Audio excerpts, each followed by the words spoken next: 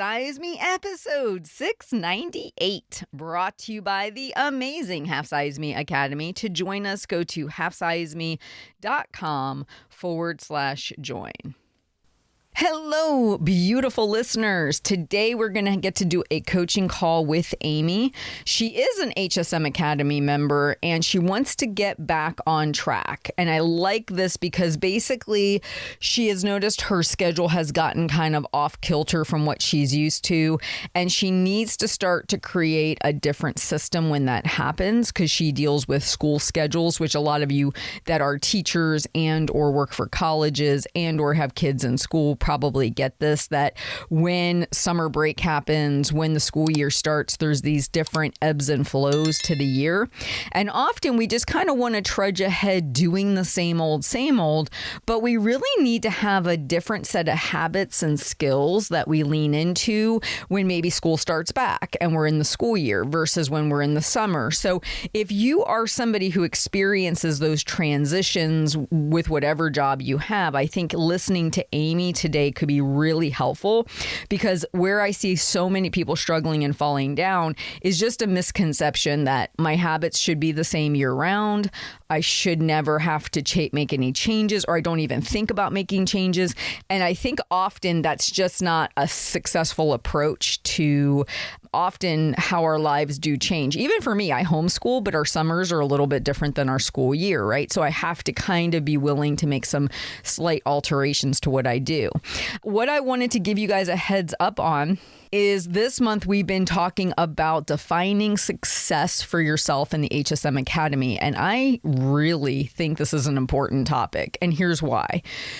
We watch things on social media. We look at what our neighbors are doing. We look at what our coworkers are doing and what other people are doing.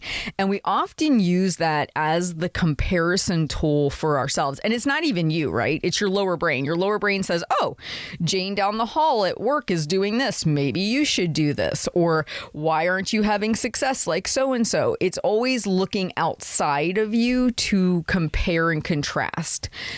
But what I have learned is that where we really need to put our focus is in the immediate here and now. What was I doing a month ago? What was I doing 2 months ago? What is my habits and behaviors? Because if I'm not looking at myself and what I've been doing as late, not what I was doing 10 years ago when I was rocking all my habits, not what I was doing during COVID when I was in lockdown and I didn't have to think about restaurants or being social.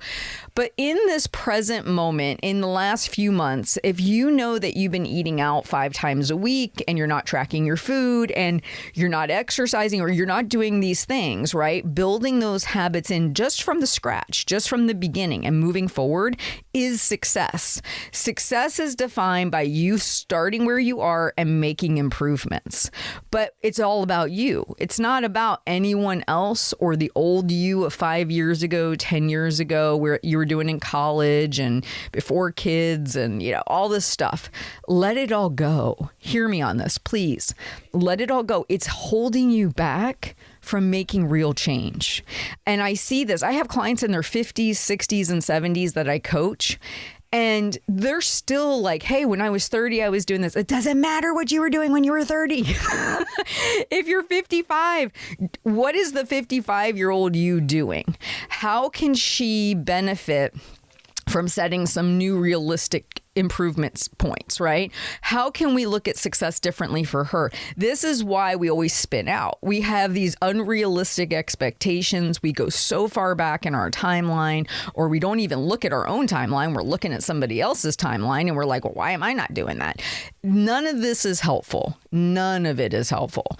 Keep your eyes on yourself. Look at what you've been doing in the immediate, right here and right now. Ask yourself, what would be one thing you could improve on? Because I really think if we want to feel successful, if we want to make progress, we have to start with where we are now. So I hope this message resonates. If these kinds of things would be helpful for you because you really struggle with keeping your focus on success for yourself and you focus on letting your attention wander, please join the Academy. This is why we have monthly learning focuses and we only have one focus for the whole month, because I know how hard it is to keep our attention on one thing at a time. And we each month have a different focus. So this month is success defined by you, for you. And every month we have a different theme. So I just want to encourage you, if you need some support on that, if you need some connection, if you need like-minded people, we would love to have you. And then all you have to do is go to halfsizeme.com/join. All right, without any further ado, please enjoy this coaching call with Amy, and I'll talk to you. Oh, the next time I talk to you will be episode 700. That is awesome. I can't believe we've been around for that long. 700 episodes in the next time I get a chance to talk to you guys. Have a great week, and I'll be back soon. All right, Miss Amy, I very much am so excited you're here today. I'd love for you to say hi to everybody. And then how about you bring me up to speed on what you've been struggling with as of late so we can get you some help, okay? Awesome. Hi, I'm Amy. I've been a member of the HSM community for a little while, and I guess my struggle currently is just trying to get back on track. Okay, I've had, get back on track. All right. Mhm. So when we say get back on track, you wake up in the morning, sun is beaming, birds are chirping, life is good. And what starts to happen through the day that leads off track? Well, I just went back to work full time in a Mm. school building, and so that has kind of thrown my habits off a little bit. I Mhm. had really kind of locked down my routine and how I kind of function throughout the day. And since going back to work, things have kind of gotten a little off kilter. So, Gotcha. yeah, Okay. All right. And so would you say that the getting to work in the morning, is it keeping you from doing like a daily food plan? Is that what you're seeing? sometimes I had really kind of dialed that in. Okay. Like I have a years long spreadsheet that I've used for my meal planning, and I've worked through a lot of your toolkits and things like that, dialed in my calories, kind of streamlined life a lot. But yeah, I think the shift in my day and routine has kind of um, shifted away some of those really good habits that I had that kind of locked in my progress. Gotcha. Okay. So you got a food plan and you're packing lunch, you got dinner planned for when you get home. Interestingly, my school feeds us lunch for free every day, Okay. which also might be part of the problem Gotcha. because Hmm. it's hard for me to like figure out, uh, you know, caloric content of everything. And there's a very wide offering, so it's really exciting when you get food for free. Um, it's hard to make sure that those portions are being maintained. I generally have a plan for dinner. However, I have a 16-year-old daughter who's a vegetarian. I have a husband who doesn't eat red meat. We all kind of eat different things. And my son graduated, this also kind of threw me off. My son graduated from high school last year and is a freshman at college. So just kind of the way that our family flows and functions has changed as well, in addition to me going back to work full time. So sometimes I have a meal plan, but it also depends on my energy level at the end of the day. Hmm. Um, I'm not horrible, but I could definitely make it better. I could be more consistent with making sure that I'm getting the right things and in the right amounts. Gotcha. Okay. So what I think I'm hearing here is there's a couple of things. One, we might want to potentially rethink the free lunches and think about it maybe a little bit differently to where that could be an opportunity for you to be more aware of your caloric intake. But then I'm also hearing maybe some dinners that are less time consuming, energy consuming, that would allow you to not, because when you're not making the food you planned, are you guys defaulting to eating out? They do. I don't. Oh, okay. They do like Chipotle. We are pretty good. Like they Chipotle it frequently. That's kind of the default go to dinner out. But for me, I just like if I don't have a specific thing made or planned, I just kind of make what we call girl dinner, which is like grabbing things from the fridge, Like stuff like that. leftovers. Kind of leftovers, anything that's available. I try to make it make sense from a protein, fiber, carb standpoint.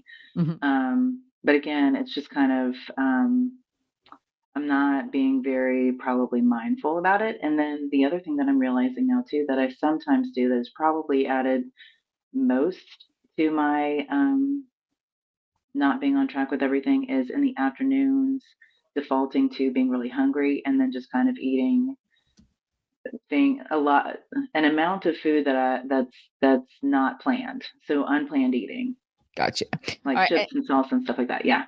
Yeah. And so have you been tracking calories during this time? Are you aware of what your caloric intake is? I have a generally, yes, not consistently every day at every meal, but when I do those things, I try to track it and look at it, and I'm like, "Oh, yeah, well, that was a 2,500 calorie day." So these are the reasons why I'm not making progress. Yeah. And has your weight stayed stable doing what you're currently doing now, or has it been Yes creeping and no. up? I mean, like, I kind of, put the stop on everything and, have tried to just be a lot more mindful and be more consistent with tracking and walking and doing again, getting back to all of the things that contributed to my success previously. Mhm. Um, it crept up and now it's creeping back down. All right. So at what point would you say it started creeping back down? Um, after about a little bit in October and then the holidays hit. And then so since the beginning of January, I've been really consistent with tracking my weight and journaling my food, not necessarily tracking calories consistently, but just trying to keep track of what I'm eating and doing a little bit more planning. Yeah. So real quick, if you don't mind sharing, what was your average weight maybe around January 1? And then do you know what your average weight is as of today? My average weight for this week is 197. My average weight January 1. Let me log into Happy Scale. Okay. Um,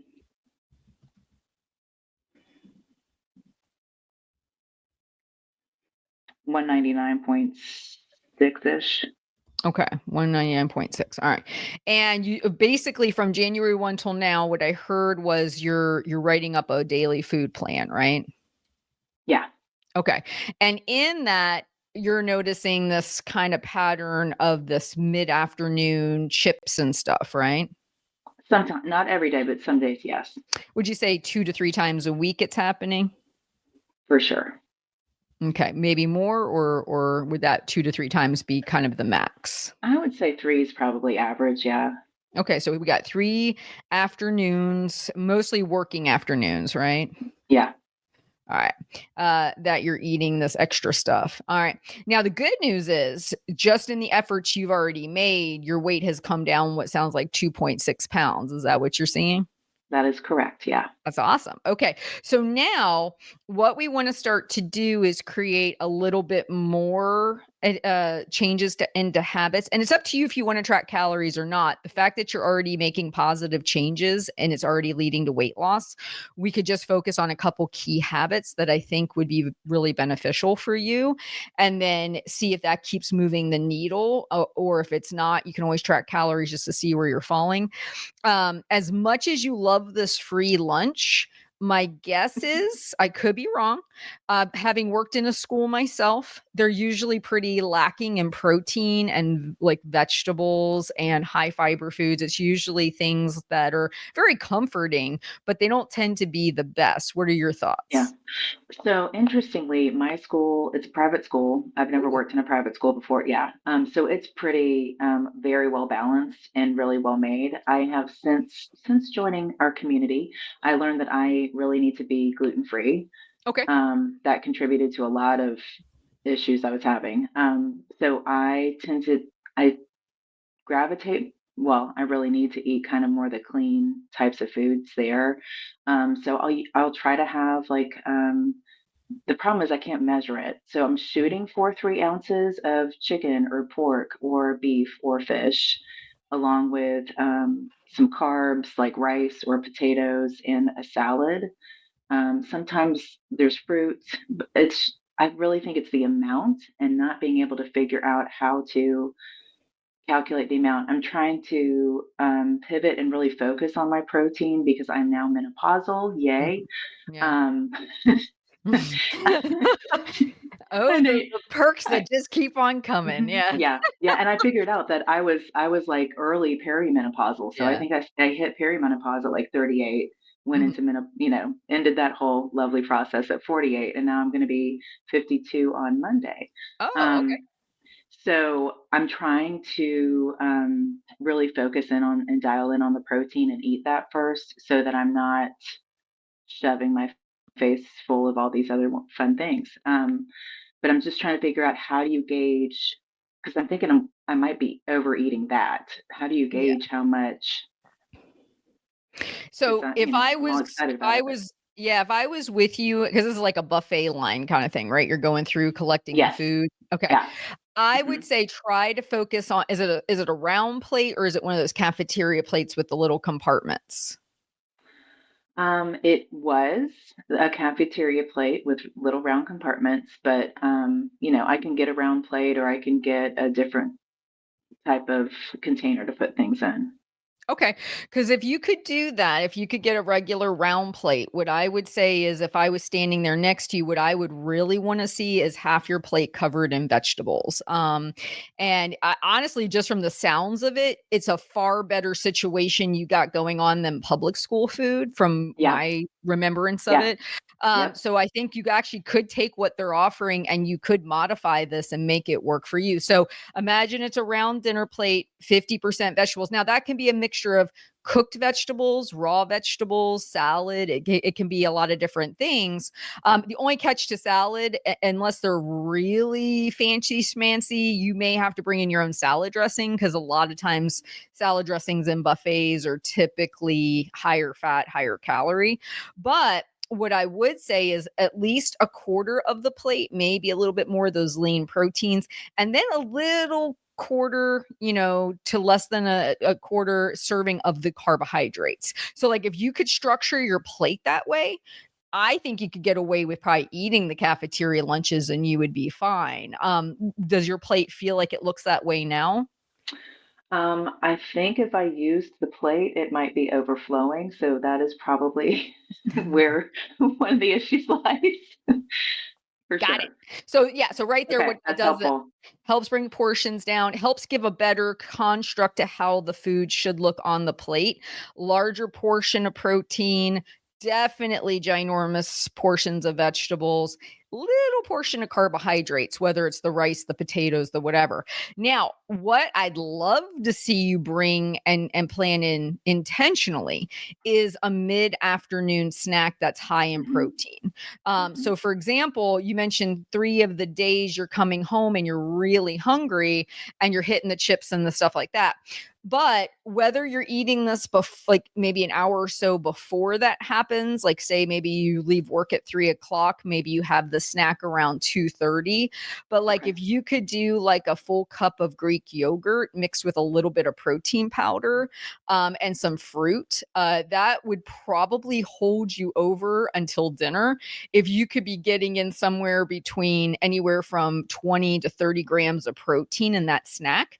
And our goal with that would be to feed you proactively to where the chips and the stuff that's in the pantry isn't calling to you. Now, Yeah. is there a time in there where you could have a snack? Yeah. I mean, I could definitely have it pre-made and take it on the way home. Mhm. Like, yeah, that's And a what time definite do you leave possibility. work? Um, I leave at about 3:45, and so I'm actually interestingly, I was a school counselor, but now I've pivoted to being an executive function coach, Yeah. um, using a lot of things that I have learned through Half Size Me and That's applying awesome. those to students. So, Yeah, that's awesome. um, but yeah, I teach up until about 3:15, and then we tutor or work with students until about 3:45. So I And could fit it in there somewhere. yeah, and then what time do you get home and what time do you eat dinner?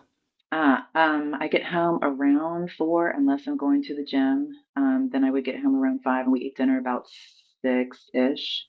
Okay. Well, how many days are you going to the gym? 2 right now, but I'm hoping to increase that to 3. Would you say most of the gym days are the days that you're hitting the pantry? No, because I don't have time. Gotcha. Okay, interesting. All right. So what we would want to do is definitely start to make that a new habit we're putting in, because if we could plan that snack, if we can change the combination of lunch, like what we talked about, and if we could put that snack in, that's a higher protein, filling snack, then what that should hopefully help you do is, one, you should feel better for your workouts, but two, you shouldn't be coming home really hungry or looking for a lot of things to eat. If dinner's not till 6 and you're eating lunch probably around 12, right?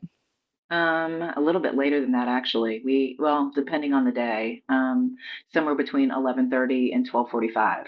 Okay. So, but even if it was 1 o'clock, right? Yeah, You're still looking at about 5 hours till you eat again. yeah, it's a good Okay. point. Yeah, so most people need to eat between 4 to 5 hour intervals. And the big thing is, especially at this stage of life you're in, is that prioritizing protein. Secondly, prioritizing fiber. Those two things, protein and fiber, are very satiating and it will keep you fuller. So like I said, a cup of Greek yogurt, it's about 100 calories, half a scoop of protein powder, about 50 calories, 150 calories, maybe put a little Splenda in there if you want it sweeter, and then do like a cup of berries or an apple. That would give you about 200, 250 calories, but it's going to be a lot more filling going into that post afternoon, getting home, making dinner, all that stuff. Gotcha. Okay. And that would be my focus for you. And like I said, you've already moved the needle doing just what you're doing now. Now it's, what can I do next to keep the needle going in the right direction? If you feel the need at some point to record calories after the fact, you can, and just see where you're falling. But you've already started to gently create a calorie deficit just by planning your food. Now we can refine lunch and we can refine the afternoon snack to make it to where you're able to hopefully lower the calories a little bit more. Okay. Does that seem doable? Totally seems doable. Yeah. All right. Is there anything that I didn't cover with you that could get in the way of doing this that we didn't think about? The one thing that's kind of got me off track, because I hit my lowest, which was like 178 in like 2021, and I was able to maintain that for 2 years until like life happened. Hmm. Like my son graduated from high school, and then me going back to work and things like that. My biggest issue seems to be when like life events happen, staying on top of my habits and staying on top of the things that make sense and work for me, and just trying to streamline that so that it's not so hard and taxing, if that makes any kind of sense. Hmm. Just based on what we've talked about in this, what would you say your minimums are? My minimums, habit wise, Mhm. moving, moving, and just writing down my food.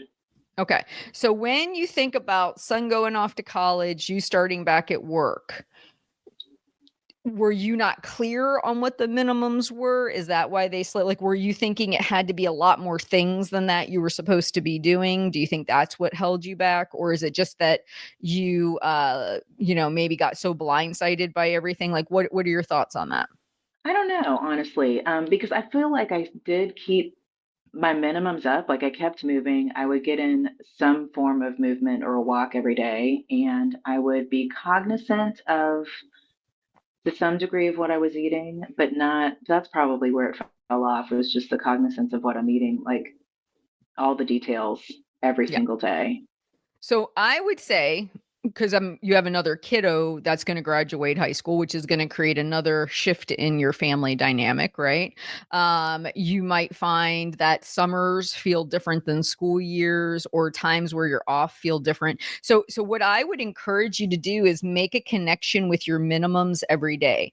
My minimums every day are, without fail, whether it's the note section of my phone, whether it's the back of a cocktail napkin, whether it's my notebook that I take with me to my job, I'm going to write down my food plan for the day. And if you did just that, because here's what you've seen, you just doing that has actually already started to Yeah, create weight loss, right? 100%. That's So exactly right. if I had to guess, if I could go back to 2021 and watch you, what I think I hear when I hear you say cognizant, you're thinking about your food for the day. There's a huge difference between a thought that flutters through your mind that then your lower brain's going to come back in later and say, well, we could do this instead, versus handwriting something down or even Yeah. typing something on a keyboard and it being a definitive thing you're Yeah. looking at. See, and that's why Absolutely. I tell people, don't do the whole I'm thinking this is what, no, write it down, because the act of writing it cements it into reality.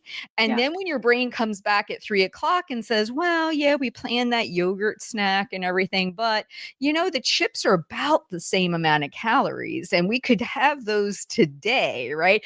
And there all of a sudden your negotiator shows up, right? It's like, let's negotiate the snack thing because I want this instead. You can actually tell that voice, wait, we wrote down yogurt today. If we really want those chips, we can write it down tomorrow, but that's not what we have on the plan for today. See, it gives you a definitive plan. It's like you work with teachers, right? Or kids that are in school. If a teacher walked in kind of guessing what she's going to do for the day versus actually having a lesson plan and worksheets and things prepared for that lesson plan, what is the difference in her day? It's either a well run day or it's a disaster. 100%. And what happens when a teacher steps out of the classroom, even if it's a great class, she steps out of the classroom, does that classroom sit completely still and silent and conduct themselves as if the teacher's there, or is there a slight shift in energy? Generally, there's a slight shift in energy. Yes, and For sure. and the more and my experience has been, and that's very variable depending on the school. But what I'm trying to bring up here is your written food plan is the Yeah. teacher being in the classroom. If the teacher steps out, she literally can hear the door click behind her and there's this like burst of energy and voices and movement because those kids now realize there's no eyes on them, right? So they're going to do Yeah. all this other stuff. And then as soon as she comes in, what happens? Everybody scurries and gets back in their chairs, right? She just walked in the room. She didn't do anything. Her presence creates a change in atmosphere, right? Well, you having a written food plan creates a difference in how the day goes. Do you see what I mean? I 100% do. I think for me, I made it more complicated than it needed to be Yeah. because I'd already streamlined it. I'd already came up with a plan, but then I get caught up in the like, oh, let's do the paper pencil journal and taking that literally. And like, I already have a very streamlined, well functioning spreadsheet that's just as good as a paper pencil journal. Yep. There's not a perfect way. I mean, I logically, Heather, I know all of these things. This is what I do for a living, but Yes. it doesn't mean that, I can put it into practice. So this is 100%. why we got to check in with you every now and then. Yeah, and I wish it was just a knowledge thing because that means I could have Yeah. done one podcast and I'd be done, right? Like, oh, everyone now knows this. But what your mind you have to keep in mind that habit brain doesn't think anything I'm saying or will forego these things and say, well, that's not you. Yes, you got the spreadsheet thing, but you still have to do this, this, and this. And it's like you speaking to me out loud. You can clearly articulate that this is just perfectly fine, but your mind tries to convince you why, because it wants to take you back to your habit of mentally creating the plan. Then it's got this negotiation tool for later, and we're right Yeah. back into the food, right? And Yeah. so, what you kind of have to do is just treat it like one of those kids who just really needs a lot of structure. I hear what you're saying, but this is the school rules on this, and this We're is just how going to do we this. do this. We're Yeah. just going to Yeah. do this. We're just Yeah. going to do this. We're Let that fine. go. Just Yeah. going to do this. You're doing fine. Yeah. Just keep And going. 6 months or a year from now when your daughter leaves, you might Mhm. have to refresh this. You might have to go back and re-listen to this episode, which is kind of cool about these, right? Because you can always go I know. back and Yeah. hear. Yeah. Or you might have to post in the academy, hey, my daughter just went back to school. I know this could be a time of me losing sight of a few things because of I just have to ground myself. These are my minimums. This is what I'm focusing on. And you kind of have to call it out because it's very easy for that part of your brain to just jump off the deep end and kind of Yeah. go to town because there's something Yeah. changing in your environment, right? Yeah.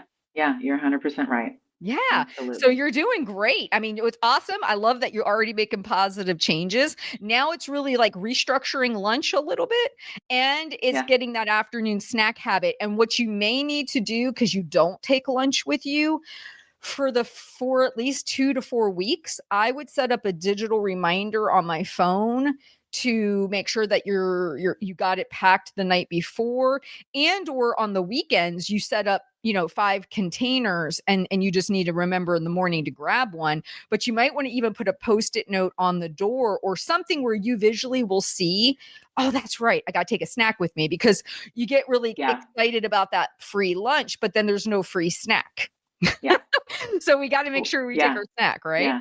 Well, they actually have milk, and what I'm thinking I might do is just bring a canister of my protein powder to work Ooh, and just yeah, leave it in my drawer where I keep my little, treat container. I'll just yeah, put it in that same drawer, and yeah, I'll just use that with the free milk, and I'll just yeah. keep going with the free food. Hey, yeah, yeah, honestly, or like if at lunch you notice there's some little yogurt containers, Yeah. you Yeah. might grab Do one that of too. those. Yeah. Yeah, and you could keep the protein powder, like you just said, keep the protein powder in your desk, and then and they may have apples too, right? You could grab an apple. They So do. if you, They yeah, do. if you had a way to keep it, from getting bad on you until the time you Yeah. need it, that would be a great option. Yeah. I'll definitely do that. That's a really good suggestion. Yes, ma'am. So was this call Thank you. helpful for you today? Absolutely. And I just want to say thank you so much. You have really, truly changed my life and the way that I manage myself and everything. So I'm just very grateful for you. And I feel very lucky to have been on this call with you today. So thank you so much, Heather. I appreciate Oh, it. thank you so much. Hey, and you know what? It makes my heart so happy to hear that anything you learn in the academy or via me is helping you with kids and It helping. And absolutely is. that Yeah. really makes my heart happy to hear. So thank you Good. for sharing that with me. I appreciate it. Absolutely. Absolutely. Thank you so much. All right, my dear, you have a great rest of your weekend, okay? Thanks. You too. You too. All right, talk to you soon. Bye-bye. Okay. Bye. Thank you for listening. Be sure to visit halfsizeme.com. Check back often for your daily dose of inspiration, because you are worth it. The information you hear on this podcast is for informational purposes only. The host is not a medical professional. You should always consult with your doctor, nurse, or other certified health professional before beginning any diet or fitness program.